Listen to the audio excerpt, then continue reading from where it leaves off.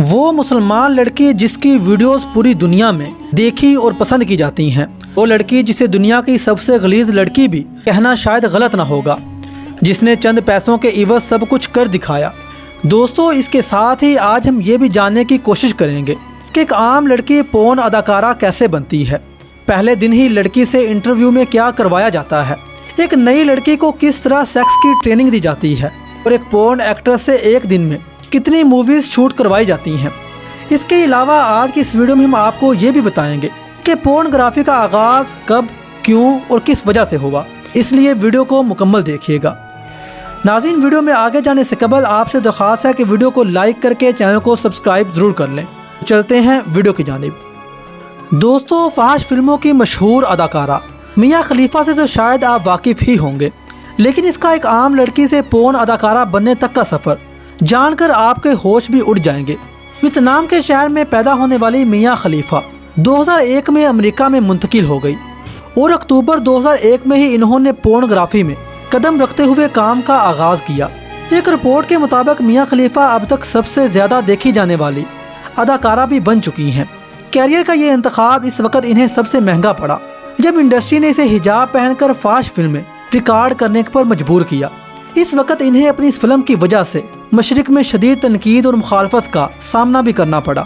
اس تنقید کے 3 مہینے بعد میاں خلیفہ نے پورن انڈسٹری کو چھوڑ دیا۔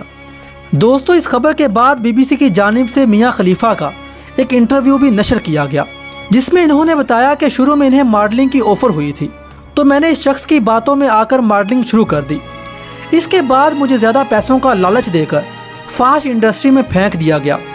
اس انٹرویو میں میاں خلیفہ نے یہ بھی بتایا کہ جب بھی یہ لوگ کسی کو فحش انڈسٹری میں پھینکتے ہیں، تب یہ سب سے پہلے لڑکی کو ماڈلنگ کی آفر دیتے ہیں، اور پھر آہستہ آہستہ آپ کو پورن انڈسٹری میں دھکیل دیا جاتا ہے۔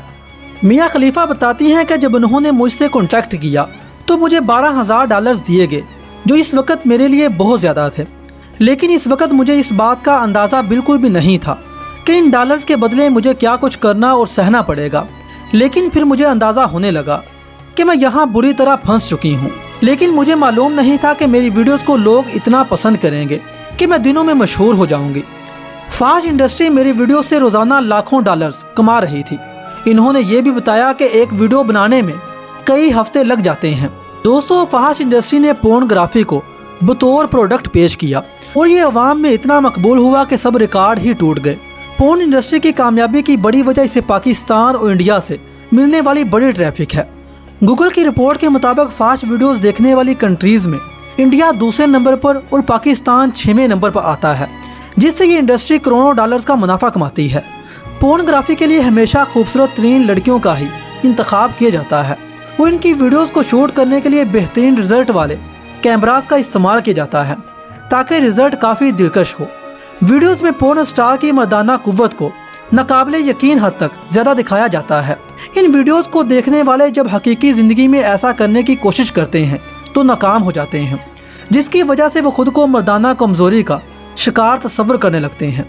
دوستو، کہا جاتا ہے کہ ہر چیز کی ایک انتہا ہوتی ہے، اور پچھلی 2 صدیوں سے پورن گرافی دیکھنے والی عوام اکتا گئی تھی، جس وجہ سے مغرب میں ایک جدید ٹیکنالوجی متعارف کروائی گئی جو دیکھتے ہی دیکھتے پوری دنیا میں مقبول ہونے لگی۔ اس ٹیکنالوجی میں سلیکون سے لڑکی بنائی جاتی ہے، اور اس قدر حقیقی بنایا جاتا ہے کہ اصل لڑکی اور سلیکون سے بنی لڑکی میں سانس کا فرق رہ جاتا ہے۔ اس کی خوبصورتی، جسم کی نرمی اور جسم کے خاص اعضاء کو ایسا بنایا جاتا ہے کہ آپ کی آنکھیں بھی دھوکہ کھا سکتی ہیں۔ ان سلیکون گرلز کو جنسی خواہش کو پورا کرنے کے لیے استعمال کیا جاتا ہے۔ ان کے مخصوص اعضاء میں ایسے کیمیکلز استعمال کیے جاتے ہیں جس سے جنسی سکون کئی گنا بڑھ جاتا ہے۔ اسی طرح لڑکیوں کے لیے بھی سلیکون سے بنے لڑکے بنائے گئے ہیں۔ ان ٹوئز کو اس طرح بنایا گیا ہے کہ ان کے جسم کو کوئی بھی زاویہ دیا جا سکتا ہے۔